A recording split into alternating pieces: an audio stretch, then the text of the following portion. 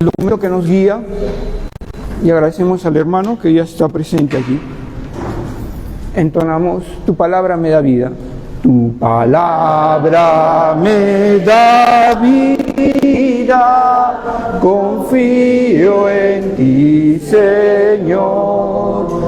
Tu palabra es eterna, en ella esperaré. Dichoso el que con vida intachable camina en la ley del Señor. Dichoso el que guardando sus preceptos los busca de todo corazón. Tu palabra me da vida, confío en ti, Señor. Tu palabra es eterna, en ella esperaré. Un aplauso a la palabra del Señor.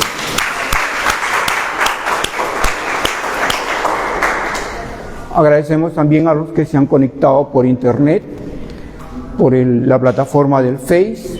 Antes de empezar, vamos a agradecer al Señor por el don de la vida y pedirle pues por nuestro país, por la paz en el mundo y por las diversas vicisitudes que están ocurriendo a nuestro alrededor y porque siga protegiendo la Iglesia y porque nos envíe vocaciones, tantos misioneros, vocaciones religiosas como vocaciones sacerdotales.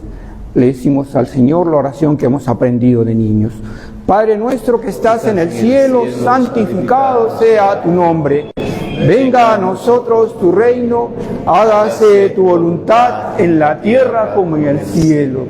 Danos hoy nuestro pan de cada día, perdona nuestras ofensas, como también nosotros perdonamos a los que nos ofenden, y no nos dejes caer en tentación, y líbranos del mal.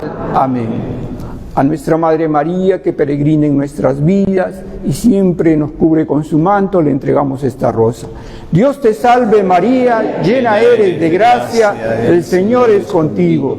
Bendita tú eres entre todas las mujeres y bendito es el fruto de tu vientre, Jesús. Santa María, Madre de Dios, ruega por nosotros pecadores, ahora y en la hora de nuestra muerte. Amén. Gloria al Padre, al Hijo y al Espíritu Santo, como era en el principio, ahora y siempre, por los siglos de los siglos. Amén. En nombre del Padre, del Hijo y del Espíritu Santo. Amén. Amén. Recibimos al hermano Percy con un aplauso.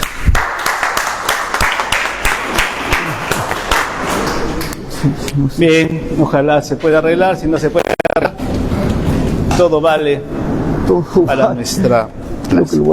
Vamos hoy día a tocar el Evangelio según San Lucas y tenemos tal vez algunas gracias especiales. La primera gracia es que todo este año hemos ido leyendo Lucas, así que hay unas cosas que ya estamos familiarizadas. Todo este año, ciclo C, nos ha tocado el Evangelio según San Lucas. Y por lo tanto, esto nos ayuda de alguna u otra manera a poner algunos puntos, clarificar algunos puntos del Evangelio según San Lucas. Sabemos muy bien que según San Lucas está dentro de este gran bloque de los evangelios sinópticos, ¿no? La vez pasada, cuando estábamos estudiando Marcos, Mateo, aclarábamos qué era la palabra sinópticos, aquellos que tienen algo en común. Por eso, si uno, por ejemplo, lee Marcos, ¿no? Hay que hacer un kiosco para comprar, ¿no?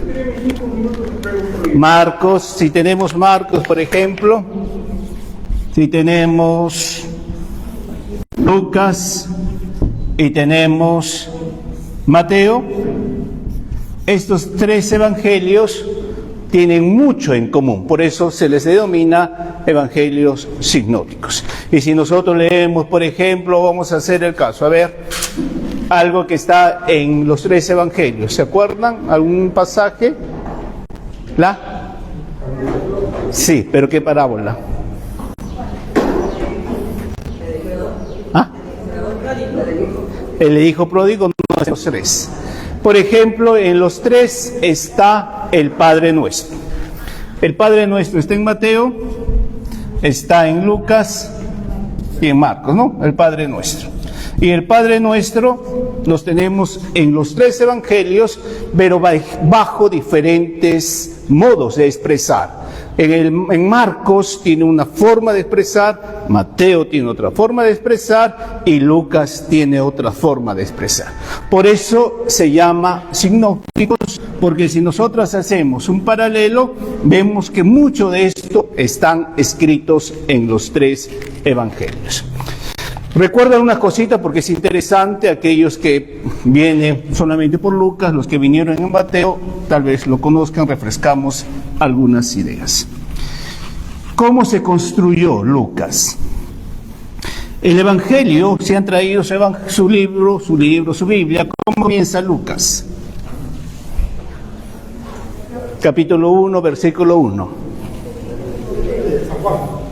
Lucas, estamos en Lucas. ¿Ah? ¿Cómo comienza Lucas? ¿Ah? A ver. No me invente. ¿Qué dice 1, capítulo 1? A ver, léalo. Un ángel anuncia... Capítulo 1, versículo 1. No, capítulo 1, versículo 1. A ver. Algunas personas han hecho el crimen por ordenar una narración de los acontecimientos que han ocurrido en... Ya. Lucas comienza su evangelio con esas palabras. Algunas personas han hecho el esfuerzo de buscar, de escribir, y yo también he hecho el esfuerzo de buscar y de escribir. ¿Qué significa esto? Que había un montón de evangelios. Había el evangelio de Pedro, el evangelio de Judas, el evangelio de María Magdalena, el evangelio de Santiago. Había un montón de evangelios que existían en esa época, y existía también el evangelio según San Marcos y existía el evangelio según San Mateo. Entonces, en esta gama de tantos escritos que había, ¿por qué? Porque recordemos que Jesucristo, ¿cuándo muere? En el año, más o menos en el año 33. Más o menos, ¿no? Porque algunos dicen que es un año más, un año menos, pero vayamos en lo que conocemos nosotros. En el año 33 Jesús muere. ¿Cuándo aparece Lucas? ¿En el 70? Más o menos cuando Pablo está. ¿Por qué? Porque Lucas es discípulo ¿de quién? De Pablo. Y Pablo lo ubicamos después de la muerte de Jesucristo. Recordemos que Pablo ya persigue a los cristianos, se encuentra con Jesucristo en Damasco, y cuando se encuentra con Jesucristo en Damasco, va a recolectar a algunos discípulos. Y los discípulos que conocemos, por ejemplo, es Timoteo. No me inventen, Timoteo. Acuérdense, Tito lo Calatito.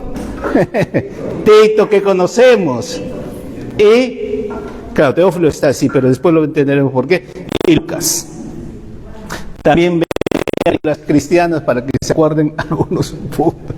Entonces, más o menos entre el 60 y 70, Lucas, ya discípulo de Pablo, está escuchando que hay muchos escritos de Jesucristo.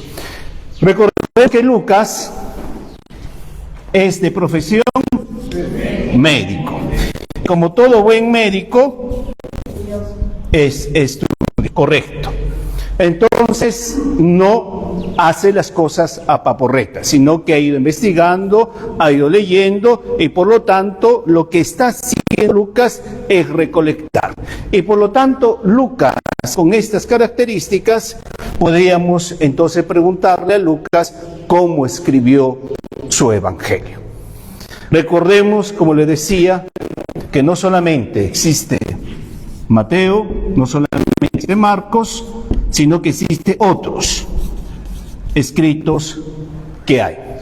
Pero también nuestro querido y estimado Lucas, como médico, ha ido preguntando, como buen preguntón que fue, averiguando qué pasó. Entonces, podríamos decir que una de las grandes cosas que tiene Mateo, ya apareció un poquito ahí en cual estoy en el inicio. Ni siquiera he pasado la diapositiva 1. No, más atrás. Más atrás. Ya, de ahí comenzamos. Vea. Comenzamos. El primero. Vamos al primero.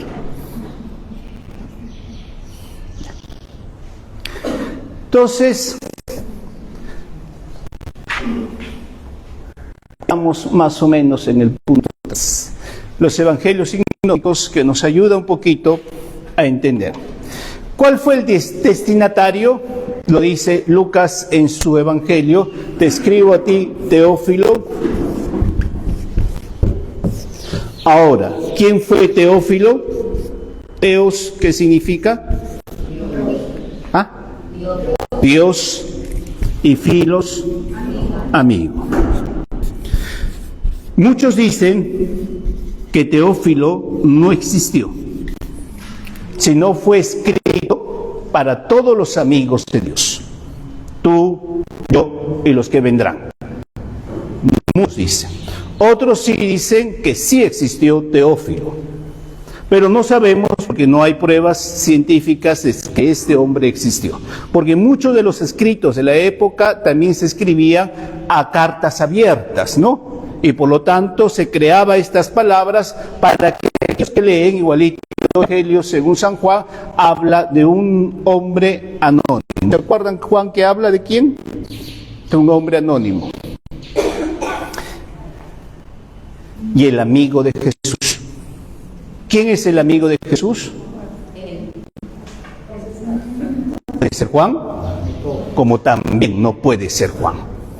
Pero todos hemos creído que es Juan, pero también puede ser que no sea Juan. Entonces, son cosas que se escribían en la época para poder nosotros tener algunas cosas. Entonces,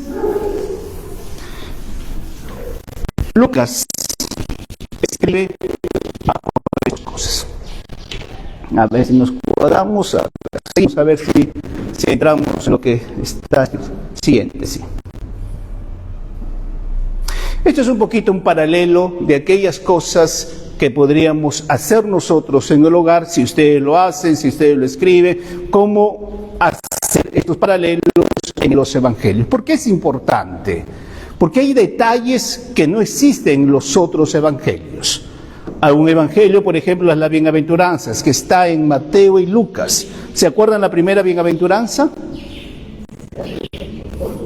Bienaventurados los pobres, porque de ellos es el reino de los cielos. Eso dice Mateo. Lucas, ¿qué dice? Bienaventurados los pobres en el espíritu, porque de ellos es el reino de los cielos. Entonces, esa palabrita, espíritu, cambió todo el sentido. ¿Por qué? Porque Lucas escribe al mundo pagano. Y en el mundo pagano hay muchas formas de entender la cosa. El esclavo es pobre.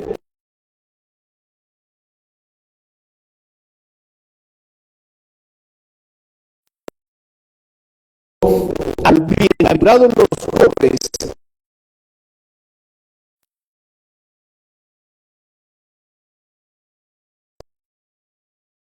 Y por eso Lucas pone pobres en el espíritu para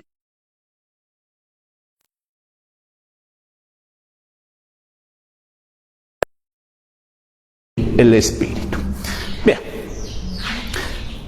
A ver, hermanos, si vamos avanzando un poquito, nos olvidamos esto. Esto es lo que hace Lucas.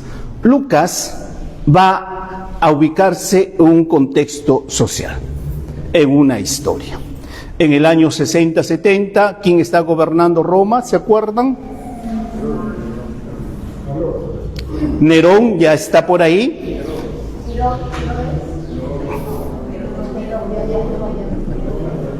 Herodes nunca fue emperador de Roma. Herodes fue de Israel. Entonces es una época en la cual ha ido cayendo emperador tras emperador. Ya apareció y está apareciendo Calígula, después de Calígula viene Germánico y todos estos emperadores hasta que aparece Nerón. Y en todos estos emperadores que han ido apareciendo, los culpables, ¿quiénes son siempre? Los cristianos. Los cristianos son culpables de la caída, los cristianos están dividiendo el imperio, los cristianos y los cristianos, entonces también está en un contexto social único.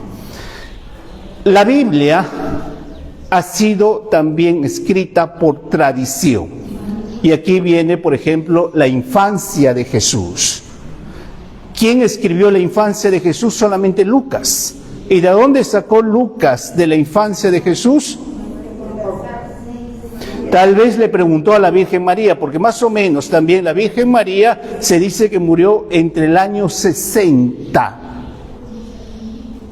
Jesús muere en el 30, María 30 años después, 60. Entonces no sabemos si Lucas logró conversar con María o conversó de la segunda fuente, es decir, aquellos que vivían con la madre. Algunos sí indican que logró conversar con la madre y por eso tienes detalles exclusivos solamente de la infancia de Jesús. Pero muchas de estas cosas también han sido escritas por la tradición, de boca en boca. Y tenemos siempre el nombre clásico de los 3 reyes magos. ¿Cuáles son? Melchor, Gaspar y Baltasar. ¿En qué parte de la Biblia está escrito? No existe. Solamente nosotros lo hemos transmitido de boca en boca y de tradición en tradición. Y cada año decimos a la gente, y los 3 reyes magos se llamaron Melchor, Baltasar y Gaspar. De aquí otra generación que venga habrá escuchado también de esto y otra vez lo dirá. ¿En qué monte se transfiguró Jesucristo? En el monte Tabor. ¿En qué parte de la Biblia está escrito? En ninguna parte, porque no existe el nombre del monte. Solamente dice, y Jesús subió a la montaña y se transfiguró. ¿De dónde vino el nombre Tabor? También de la tradición. Por eso las fuentes nuestras de nuestra fe cristiana, hago paréntesis, son 3. Tradición, magisterio y Biblia.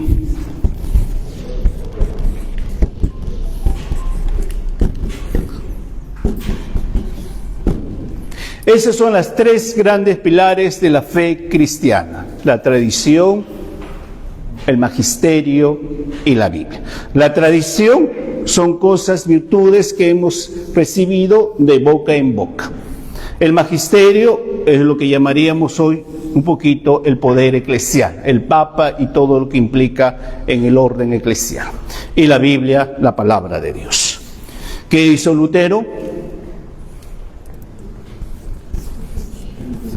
Canceló estos 2 y solamente dijo la sola palabra, que tiene poder, tiene su significado, pero no podemos dejar siglos de meditación, siglos de tradición para poder entender esto. Entonces, nuestro querido Pablo, escuchando, leyendo, sacó mucho de la tradición y también él va a redactar su propia cosecha.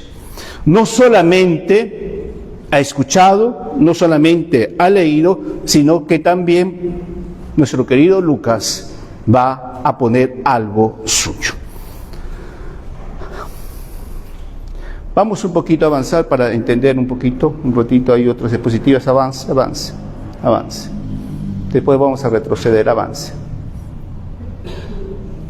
No, retrocede. Esta diapositiva. Vamos a imaginarnos que este es el Evangelio según San Lucas. Entonces, el Evangelio según San Lucas tiene estas 3 fuentes. Marcos como centro,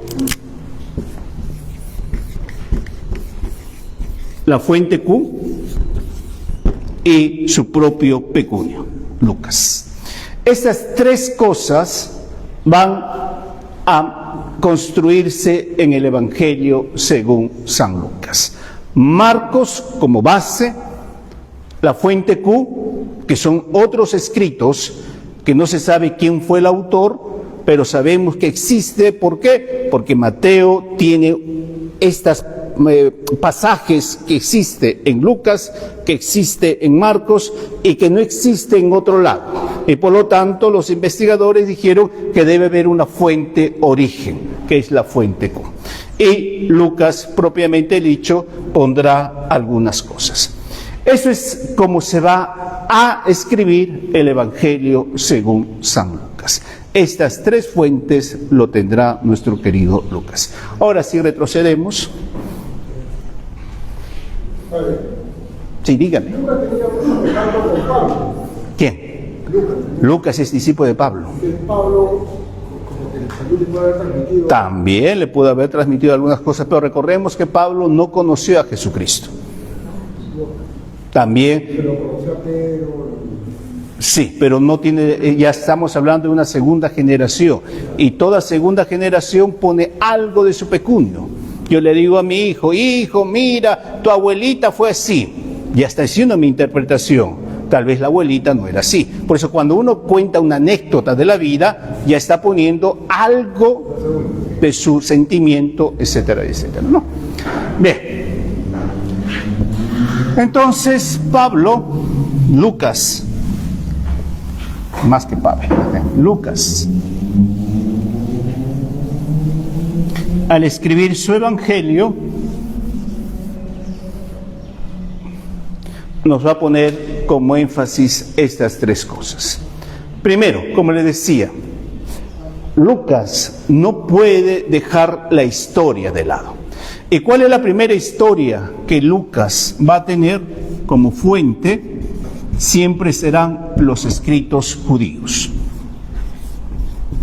Ya existía en esa época dos grandes libros. ¿Se acuerdan cuál eran? El Mishnah y el Talmud.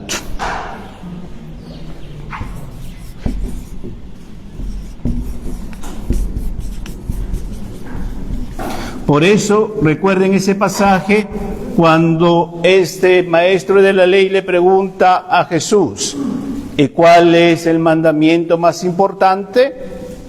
¿Por qué? Porque ya en el Mishnah, en el Talmud, se dice que había más o menos unos 100,000 preceptos. De los 10 mandamientos, habían unos 100,000 preceptos. Entonces, la palabra o la pregunta era correcta. De dos tomos, aparte del Pentateuco, claro, ¿cuál es el más importante? ¿Y qué dice Jesús? Amar a Dios sobre todas las cosas. Bien, entonces ya Lucas conoce esto, conoce el Pentateuco y también conoce muchos de los escritos que se han dado. Les decía que ya existía en esa época muchos evangelios. Ahora, ¿y por qué algunos han sido aceptados y otros no?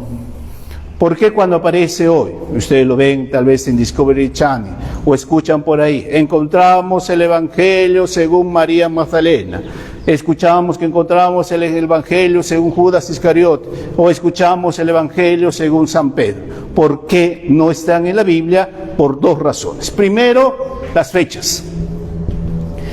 Las fechas de estos escritos, que los tenemos a la época, generalmente están desde los años 200 para adelante.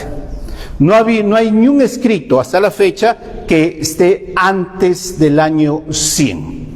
El último libro en escribir fue el Apocalipsis. Entonces, más o menos, todos estos evangelios narran desde el 200 para arriba. Y lo otro es que estos evangelios son muy fantasiosos. ¿Han visto la película El niño Jesús, Bambino Jesús? No, poquito, alguito, ¿no? Entonces, en el Bambino Jesús, ¿qué dice esta película? Escenas pequeñísimas, Jesús está corriendo, se arrodilla, se cae, se rompen las rodillas, está sangrando y, aleluya, después se para y no tiene ningún rasguño. O Jesús está mirando pajaritos ahí y el pajarito se cae o le tiran una piedra, entonces coge el pajarito, le sopla y otra vez el pajarito vuela. Entonces, ¿estas cosas pudo haber sucedido? Sí, pero es muy fantasioso, porque Jesús no hizo ni un milagro. ¿Y por qué no hizo un milagro? Porque ¿qué dice el Evangelio según San Juan? No ha llegado todavía mi hora. Entonces, ¿qué significa? Que de ahí para atrás no hizo nada extraordinario. Hizo lo que todo hijo hace: obedecer, romper, jugar, sacarle canas verdes a papá y canas verdes a mamá. Entonces, uno es la fecha y otro es el argumento.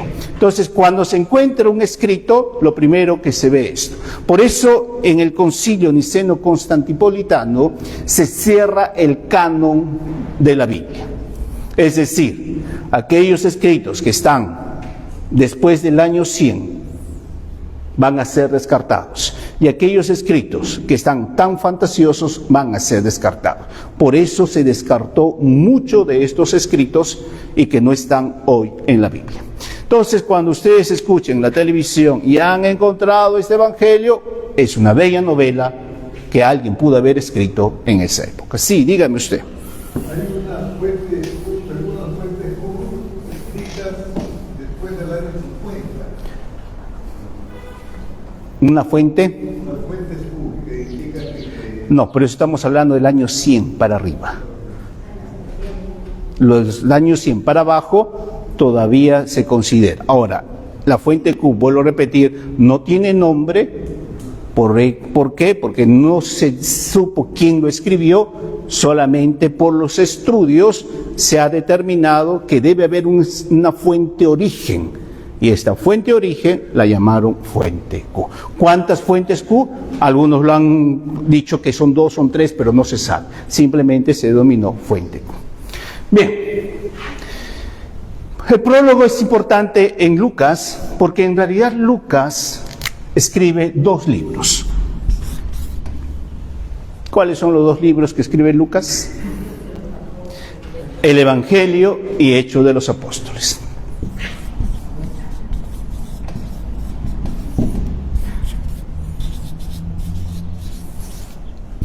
Y en ambos casos, lo iremos luego meditando, en ambos casos tiene la misma estructura.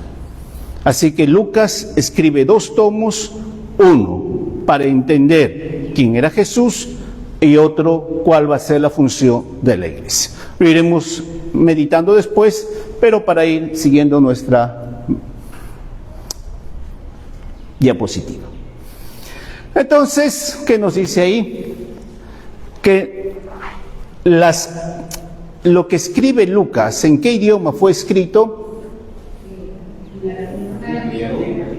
¿En arameo?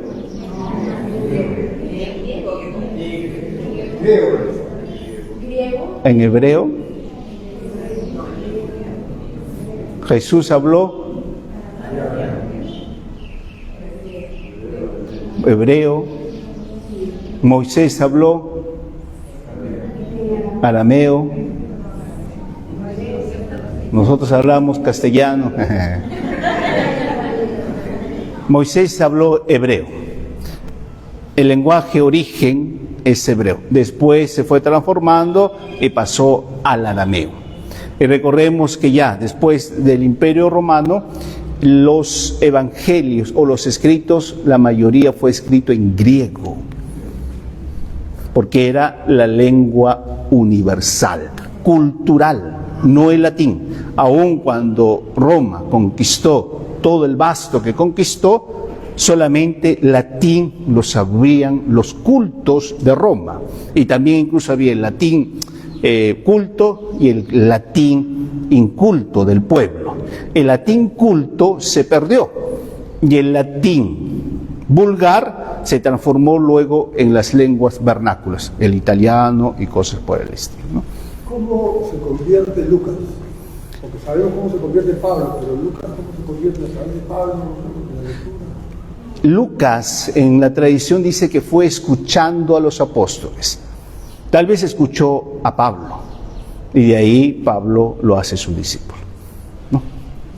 Bien, entonces vamos un poquito avanzando. ¿Qué hace nuestro querido Lucas?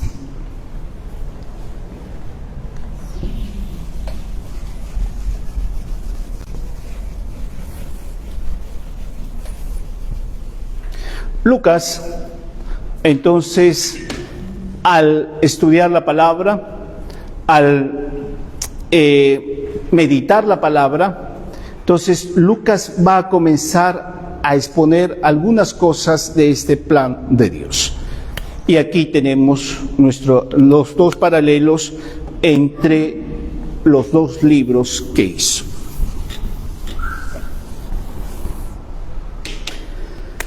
Primero, ¿cuál es el objetivo de Lucas? Lucas tiene como tesis probar que el Mesías es Jesús. Está hablando al mundo pagano. Y por lo tanto, nace en un lugar, camina, sube a Jerusalén. En Jerusalén muere y se prueba la divinidad de Jesucristo. Para que esto se dé, lo iremos luego meditando poco a poco, aquí hay como un quiebre. ¿Quién viene?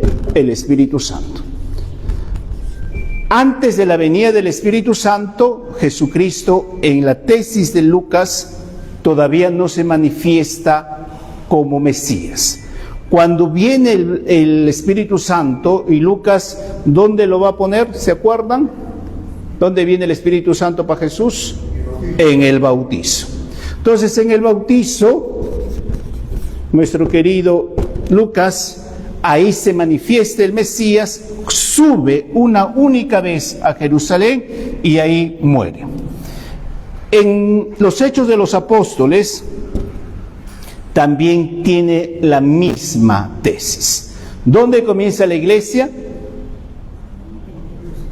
En Pentecostés, con el Espíritu Santo. El Espíritu Santo, el Espíritu Santo. Ambos comienzan en lo mismo. Y cuando comienza en lo mismo, ahora la iglesia, ¿dónde debe ir?